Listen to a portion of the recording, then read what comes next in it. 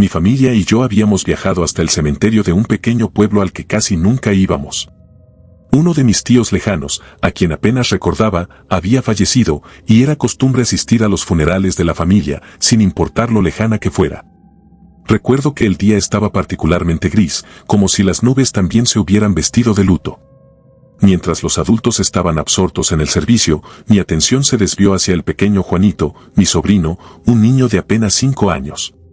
Juanito era curioso, como cualquier niño de su edad.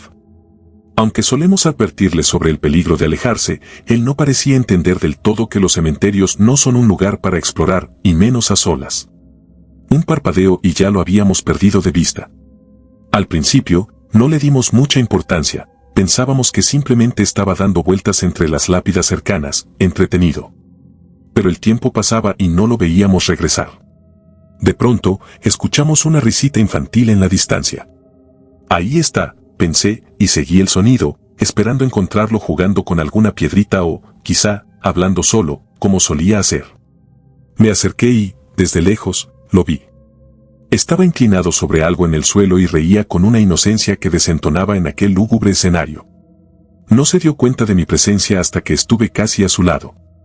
Fue entonces cuando vi lo que tenía entre sus manos, un viejo juguete de cuerda, oxidado y maltrecho, que giraba lentamente con un chirrido inquietante. ¿De dónde sacaste eso, Juanito?, le pregunté. Me miró con ojos brillantes y, sin dejar de sonreír, señaló hacia una tumba cercana. Fruncí el ceño, porque esa lápida parecía bastante antigua, las letras apenas visibles. No había flores ni indicios de que alguien hubiese estado allí en mucho tiempo. Y lo más extraño era que en esa tumba había grabado un nombre casi borrado por el tiempo, pero al fijarme bien, el apellido coincidía con el nuestro. Me estremecí. ¿Quién te lo dio, Juanito?, le pregunté, con un tono que trataba de sonar relajado, aunque algo en el ambiente me incomodaba profundamente. Juanito se rió y susurró algo que no pude entender. Me agaché para escuchar mejor y, entonces, me dijo: es mi amigo. Dice que quiere jugar conmigo. Que siempre quiere a alguien con quien jugar. Mis manos se helaron. Sentí un escalofrío recorrerme desde la nuca hasta los pies. Intenté no mostrar mi miedo para no asustar a Juanito, pero en mi mente no podía dejar de cuestionar lo que acababa de escuchar. Su amigo. ¿Acaso él veía a alguien? Tomé a Juanito de la mano e intenté alejarlo de esa tumba. Sin embargo, él se resistía, insistía en que quería quedarse un poco más, que su amigo se enojaría si se iba tan rápido. Le dije que no había nadie allí, que no había ningún amigo, y traté de hacerlo entender. Pero su carita cambió, una especie de tristeza, mezclada con frustración, apareció en sus ojos.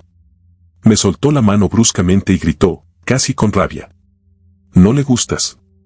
Dijo que te vayas». El tono de su voz era diferente. No era la voz dulce y juguetona de siempre. Era otra cosa. Me quedé sin palabras, sintiendo que todo mi cuerpo comenzaba a temblar. A lo lejos, escuché a mis padres y otros familiares llamándonos. Tomé a Juanito una vez más, esta vez con firmeza, y caminé rápidamente hacia ellos. Sentí, en cada paso, una mirada intensa en mi espalda, como si algo o alguien nos estuviera observando desde esa tumba. Cuando llegamos junto a los demás, le pregunté a mi madre sobre la lápida con nuestro apellido. Ella se sorprendió, como si recordara algo que prefería no haber recordado. «Ah, esa lápida», murmuró. «Esa es la tumba de un primo tuyo, un niño que falleció muy pequeño. Pero no sé mucho más, fue algo trágico. Era solo un bebé cuando murió, y creo que nadie ha vuelto a visitarlo en años». Las palabras se me atoraron en la garganta. Volví a mirar a Juanito, quien ahora parecía completamente distraído, como si lo ocurrido momentos antes hubiera sido solo un juego más. Quería preguntar más, pero sentía que la atmósfera se hacía cada vez más pesada, como si el aire mismo nos quisiera ahogar.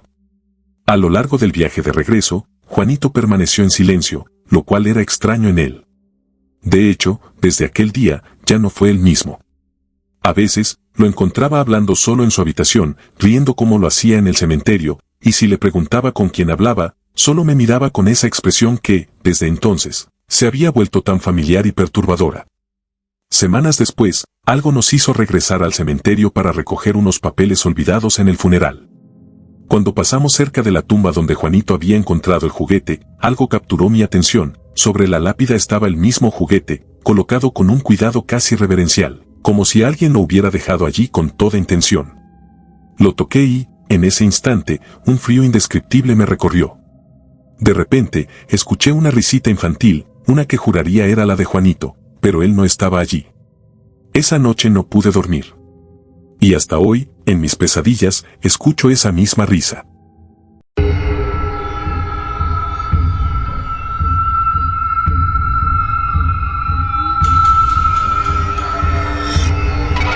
Decidimos pasar la noche de Halloween en el cementerio local. Éramos un grupo de amigos a los que siempre nos había gustado esa mezcla de adrenalina y miedo, especialmente en fechas como esta. Nos reunimos a las 11 de la noche, armados con linternas, snacks y la convicción de que solo los cobardes abandonaban el juego antes del amanecer. La idea era sencilla, quedarnos allí hasta que alguno no pudiera soportarlo más y se fuera corriendo. Nos reímos y bromeamos sobre quién sería el primero en huir, y, por supuesto, todos asegurábamos que ninguno se asustaría tan fácil. Todo empezó como una broma, contando historias de terror que conocíamos y algunas experiencias sobrenaturales que cada uno juraba haber vivido en algún momento. Ya sabes, los clásicos, sombras que aparecen de la nada, ruidos inexplicables y voces que parecían venir de la oscuridad. Todos intentábamos sonar lo más aterradores posible y cada historia nos hacía reír más fuerte. Pero entonces Diego, quien suele ser el más escéptico, empezó a actuar raro. Lo noté al principio porque parecía mirar hacia un mismo punto entre las lápidas, en dirección a un sector más oscuro del cementerio, donde la luz de nuestras linternas apenas llegaba. Le pregunté qué estaba mirando, y él me respondió en voz baja, como si temiera que alguien más escuchara. ¿Tú también lo ves?, susurró, con los ojos fijos en la penumbra. Al principio no entendía a qué se refería, así que bromeé para romper la tensión. Vamos, Diego, no intentes asustarnos con eso. Si tienes miedo, puedes decirlo. Los demás se rieron y siguieron contando historias, pero la expresión de Diego no cambió.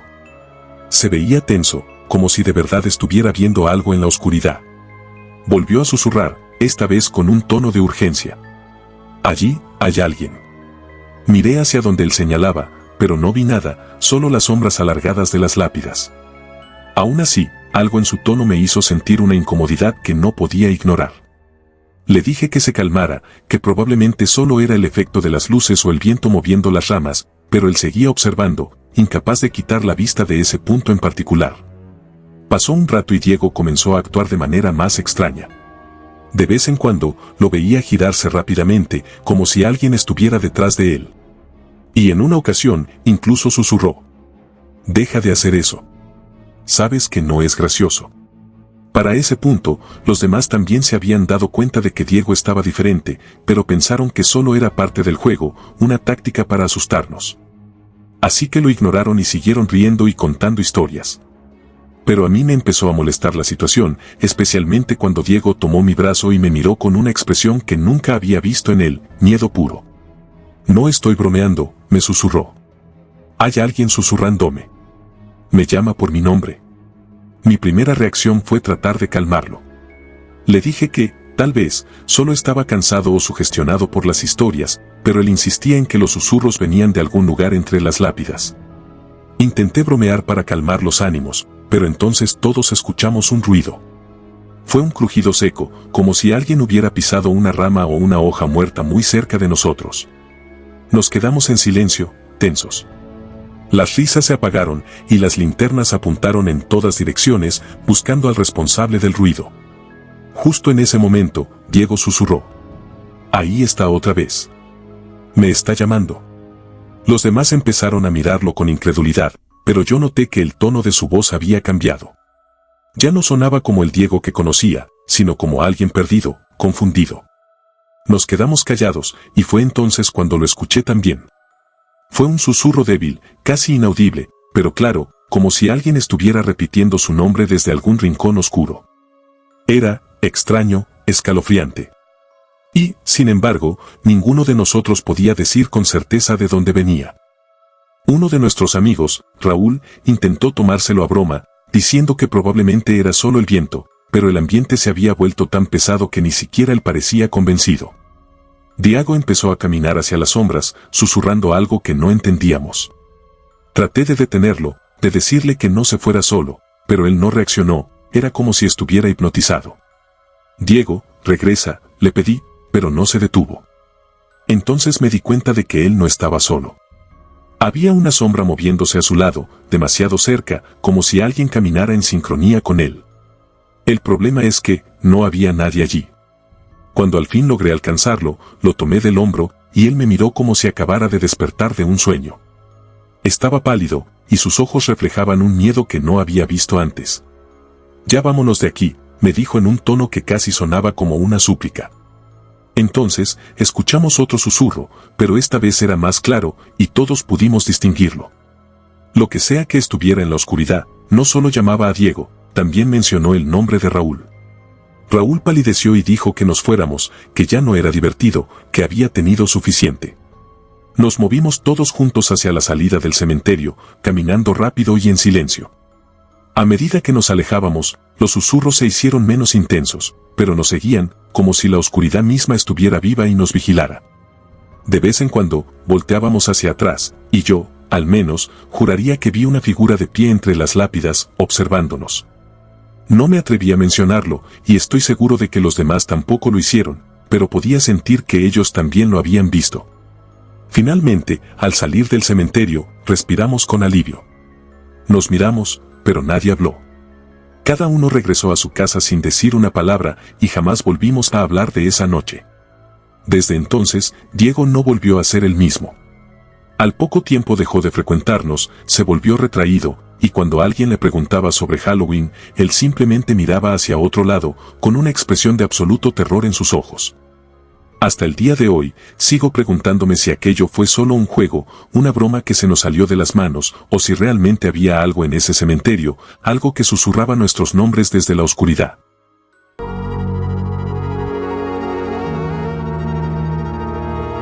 Mi nombre es María, y durante más de 10 años he sido la cuidadora del cementerio del pueblo. Era un trabajo que, en muchos sentidos, me daba paz. La mayoría de la gente cree que los cementerios son lugares aterradores, pero para mí siempre fueron tranquilos, llenos de un silencio que rara vez se encuentra en otros lugares. Hasta esa noche. Todo comenzó una fría noche de octubre, cuando me quedé un poco más de lo habitual. Era mi turno de cerrar, y como de costumbre, me aseguraba de que no hubiera nadie merodeando antes de apagar las luces y echar el último vistazo.